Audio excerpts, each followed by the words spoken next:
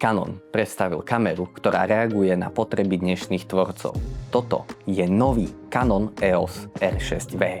Základom je 32,5 megapixelový full frame senzor, ktorý poskytuje interný záznam v 7K pri 60 fps v RAW formáte. Profil C-Log 2 navyše zaručuje špičkový dynamický rozsah a nádherné farby. Pri tvorbe na sociálnej siete oceníte formát OpenGate, ktorý poskytuje maximálnu flexibilitu pri oreze. Kamera má vlastný vertikálny statívový závit a plne responsívne užívateľské prostredie. Počas natáčania som sa spoľahol na duálny záznam. Ostré dáta idú na CF Express kartu, zatiaľ čo proxy súbory sa automaticky ukladajú na SDčku, čo výrazne urýchľuje postprodukciu.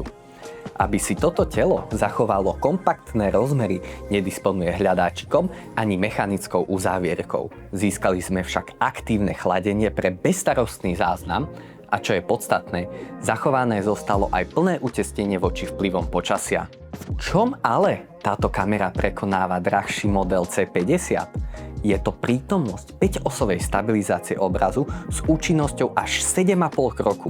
V kombinácii s pokročilým autofokusom je to perfektný nástroj na prácu z ruky.